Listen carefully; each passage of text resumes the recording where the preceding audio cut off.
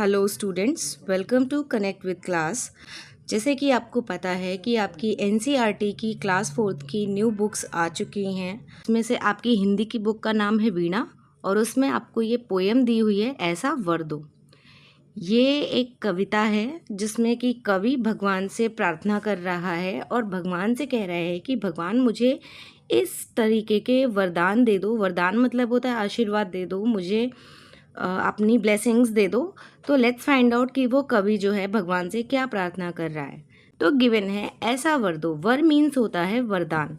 तो जो कवि है वो भगवान से कहता है, भगवान हमको ऐसा वर दो, जग के सारे सद्गुण भर दो। सद्गुण मतलब होता है अच्छे गुण या अच्छी आदतें, और जग मतलब होता है संसार, दुनिया। तो कवि भगवान से कह रहा है कि भगवान आप मुझको ऐसा आशीर्वाद दो कि मेरे अंदर जग के यानी इस दुनिया के जितने भी अच्छी बातें हैं, अच्छी आदतें हैं, वो सब मेरे अंदर आप भर दो। हम फूलों जैसे मुस्काएं, सब पर प्रेम सुगंध लुटाएं, हम पर हित कर खुशी मनाएं, ऐसे भाव हृदय में भर दो। भगवान हमको ऐसा वर दो। परहित मतलब होता है दूसरों का भला। पर मतलब होता है दूसरा और हित मतलब होता है भला। परहित यानी दूसरों की भलाई। भाव मतलब होता है ऐसा सोच या ऐसी विचार, और हृदय मतलब होता है आपका दिल। तो कवि कह रहा है कि हम फूलों के जैसे हंसते मुस्कुराते रहें, प्रेम सुगंध लुटाएं का मतलब होता है कि हम सब एक दूसरे से प्यार करते रहें, प्रेम करते रहें आपस में, और हमें दूसरों की भलाई करके खुशी मिले। आप ऐसे विचार यानी ऐसी सोच हमारे हृदय में भर दो कि हम फूलों जैसे मुस्कुराते रहें, सबसे प्रेम करते रहें, दूसरों का भला करने पर हमें खुशी मिलती रहे। ऐसे भावनाएं हमारे दिमाग में आए, हमारे मन में आए। आप मुझको ऐसा वर दे दो। नेक्स्ट गिवन है, दीपक बने लड़े हम तम से, ज्योतिर्मय हो यह जग हमसे, कभी ना हम घबराएं गम से, तन मन सबल हमारे कर दो। भगवान हमको ऐसा वर दो। दीपक मतलब होता है दिया, जिसको जलाने से लाइट होती है, उजाला होता है। और तम मतलब होता है अंधेरा। ज्योतिर्मय मतलब होता है जगमगाता हुआ। जग मीन्स फिर अगेन दुनिया होता है। कभी ना हम घबराएं गम से, गम मीन्स होता है आपका दुख। तन मीन्स होता है आपका शरीर, और मन मीन्स होता है आपका हृदय, दिल। सबल मीन्स होता है मजबूत, स्ट्रॉन्ग। और इसमें कवि कह रहा है कि भगवान आप हमको दीपक की तरह बना दो, यानी उस दिए की तरह बना दो जिससे कि हम अंधेरे से लड़ सके। अंधेरे से लड़ने का मतलब है इस दुनिया में जितनी भी बुरी चीज़ें हैं हम उनसे उनका मुकाबला कर सकें, उनका डटकर सामना कर सकें। ज्योतिर्मय हो यह जग हमसे, यानी कि हम आगे बड़े होकर पढ़ लिख कर इतना नाम रोशन करें कि इस दुनिया में हमारा नाम जगमगा जाए। मीन्स हम लोग हमें पहचाने, हम दुनिया की भलाई के लिए काम करें। कभी हम हमारे ऊपर चाहे कितना भी दुख आ जाए, हम उससे कभी घबराएं नहीं। हमारा तन यानी कि हमारा शरीर और हमारा मन आप इतना सबल यानी इतना मजबूत कर दो कि हम कितना भी बड़ा दुख आ जाए हम उससे घबराएं नहीं। भगवान हमको ऐसा वर दो। आप ये सारे आशीर्वाद मुझको दे दो, हमको ऐसे वरदान दे दो। नेक्स्ट गिवन है, सत्य मार्ग पर बढ़ते जाएं, सबको ही सन्मार्ग दिखाएं, सब मिलकर जीवन फल पाएं, ऐसे ज्ञान बुद्धि से भर दो। भगवान हमको ऐसा वर दो।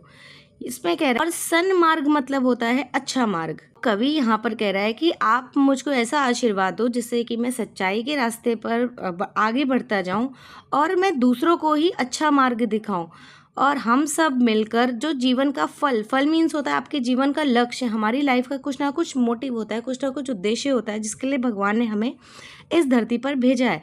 तो कवि यहाँ पर भगवान से कह रहा है कि आप मुझको ऐसा आशीर्वाद दे दो कि हम सब सच्चाई के रास्ते पर बढ़ें, एक दूसरे को सच्चाई और अच्छा रास्ता दिखाएं, और एक दूसरे के साथ मिलकर हम अपने जीवन के लक्ष्य यानी अपने जीवन के उद्देश्य को प्राप्त कर सकें। आप ऐसा ज्ञान और ऐसी बुद्धि हमारे अंदर भर दो, और भगवान हमको ऐसा वर दो।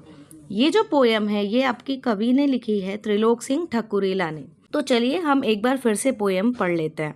भगवान हमको ऐसा वर दो, जग के सारे सद्गुण भर दो, हम फूलों जैसे मुस्काएं, सब पर प्रेम सुगंध लुटाएं, हम पर हित कर खुशी मनाएं, ऐसे भाव हृदय में भर दो। भगवान हमको ऐसा वर दो। दीपक बने लड़े हम तम से, ज्योतिर्मय हो यह जग हमसे, कभी न हम घबराएं गम से, तन मन सबल हमारे कर दो। भगवान हमको ऐसा वर दो। सत्य मार्ग पर बढ़ते जाएं, सबको ही सन्मार्ग दिखाएं, सब मिलकर जीवन फल पाएं, ऐसे ज्ञान बुद्धि से भर दो, भगवान हमको ऐसा वर दो। ये कविता आपकी त्रिलोक सिंह ठाकुरिला ने लिखी है। अब मैं यहाँ पर आपके सामने इसके जो भी आपके शब्दार्थ आए हैं, जिनके मीनिंग्स आपको थोड़े से डिफिकल्ट लगेंगे क्योंकि आप ये फर्स्ट टाइम पढ़ रहे हो पोएम। हैं आपके शब्दार्थ। वर मीन्स होता है वरदान, सद्गुण मीन्स होता है अच्छे गुण या अच्छी आदतें, जग मीन्स होता है दुनिया, परहित मीन्स होता है दूसरों की भलाई, भाव का मतलब है भावना, सोच या विचार, हृदय का मतलब है दिल, ज्योतिर्मय मतलब जगमगाता हुआ, तम मीन्स होता है अंधेरा, दीपक मीन्स होता है दिया, गम का मतलब होता है दुख, तन का मतलब होता है शरीर, सबल का मतलब होता है ताकतवर या बलवान, सत्य मार्ग का मतलब होता है सच का रास्ता, सन्मार्ग का मतलब है अच्छा या सही रास्ता, और फल का मतलब है लक्ष्य। चलते हैं हम अपने चैप्टर 1 पर, जिसका नाम है चिड़िया का गीत। यहाँ पर एक चिड़िया अपने लाइफ के एक्सपीरियंस को बता रही है। वो बता रही है कि ये संसार कितना बड़ा है। पहले उसे जब वो चिड़िया यानी चिड़िया का बेबी था, जो बेबी बर्ड था, उसको लगता था ये दुनिया इतनी बड़ी है। फिर उसने जैसे जैसे दुनिया को एक्सप्लोर किया, जैसे जैसे उसने दुनिया देखी, फिर फाइनली उसको पता चला अरे ये संसार तो बहुत बड़ा है। इसको पहले पढ़ लेते हैं। गिवन है, सबसे पहले मेरे घर का अंडे जैसा था आकार, तब मैं यही समझती थी बस इतना सा ही है संसार। यहाँ पर आपको ये घोंसला दिख रहा है। घोंसले के अंदर ये बेबी बर्ड है, यानी कि ये चिड़िया का बच्चा है, जो कि अंडे से अभी अभी बाहर निकल रहा है। अब ये बेबी बर्ड ने जब तक ये अंडे के भीतर था, इसको लग रहा था कि अरे मेरी दुनिया तो बस इतनी सी ही है, यानी ये पूरा संसार बस इस अंडे के जितना ही है।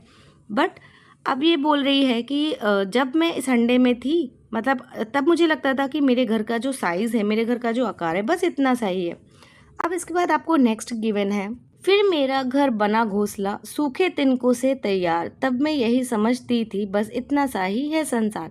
अब आपने देखा यहाँ पर ये बेबी बर्ड पहले अंडे में था, अभी अंडे से फूट के बाहर निकल आया और ये घोंसले में रहने लगा।